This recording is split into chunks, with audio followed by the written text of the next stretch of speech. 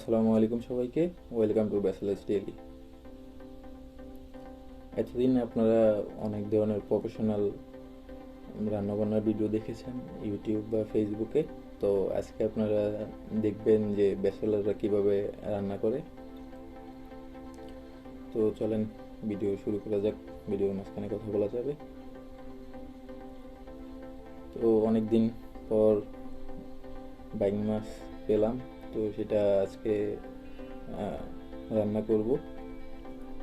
তো মাছটা আমরা ভালোভাবে পরিষ্কার করে নেব। আসলে এই মাছটা ইদানিং এখন আর ওইরকমভাবে পাওয়া যায় না। আগে অনেক পাওয়া যেত, এখন ওইরকমভাবে পাওয়া যায় না। তো আজকে দোকানে পেলাম, তো নিয়ে আসলাম। তো ভালোভাবে আমরা পরিষ্কার করে নিলাম মাছ।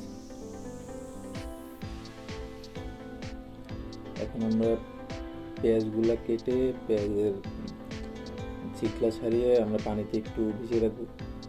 আমি শুনেছি এটা করে নাকি যে পেঁয়াজের যেই ঝাঁজটা থাকে ওইটা চলে যায়, চোখ জ্বালা পোড়া বা চোখে পানি চলে আসে না। তো আমরা পেঁয়াজ ভিজিয়ে রেখেছি, এবার আমরা টমেটো কেটে নেব। টমেটোগুলো প্রায় কাটা শেষ।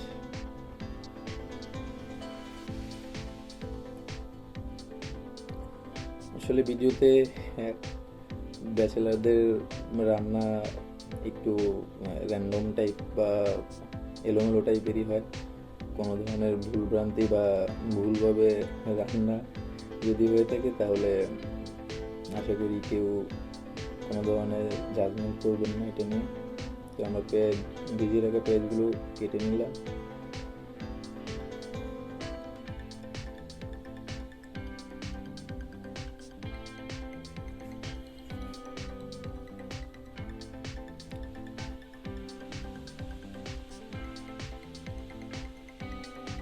আমাদের পেঁয়াজ কাটা শেষ।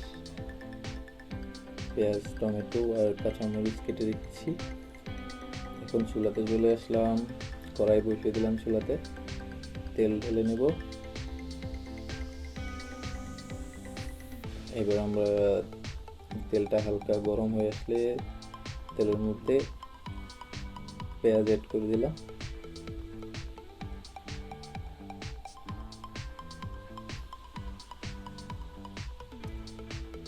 ভালোভাবে নাড়াচাড়া করে নিচ্ছি। আসলে কেউ বিরক্ত হবেন না, কারণ আমার রান্নাতে একটু নাড়াচাড়া বেশি হয়।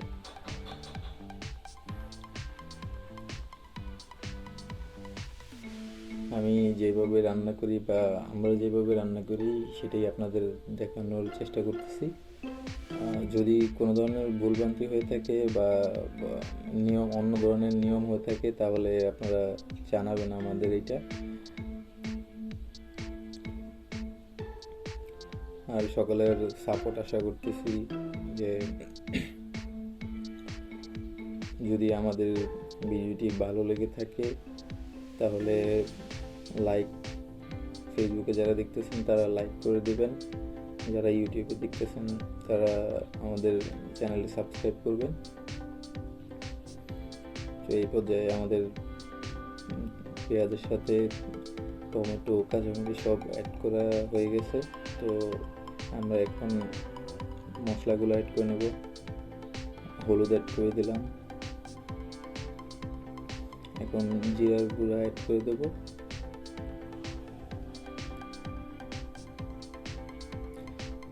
লাল মরিচের গুঁড়া অ্যাড করব এখন।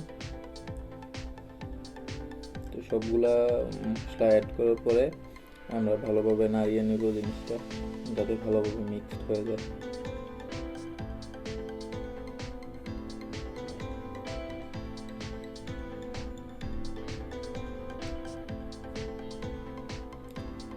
আমরা একটু আদা রসুন পেস্ট করা ছিল ওটা অ্যাড করে দিলাম।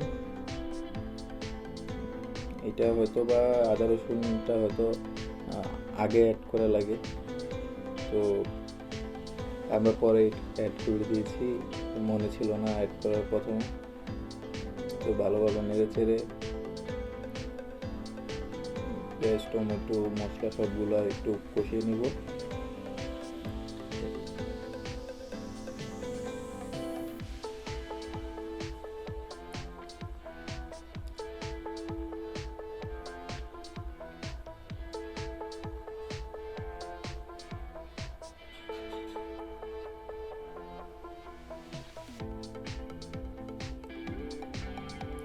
পর্যায়ে আমরা যে মাছটা ভালোভাবে ধুয়ে পরিষ্কার করে রেখেছি ওইটা আমরা অ্যাড করে দেবো।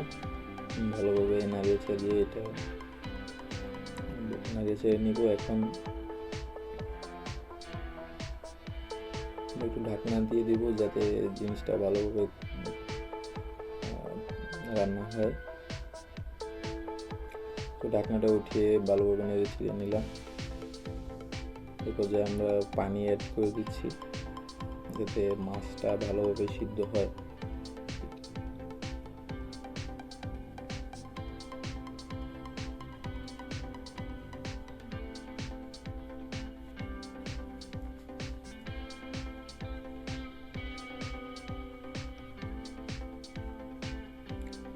তো আমাদের রান্না প্রায় শেষ।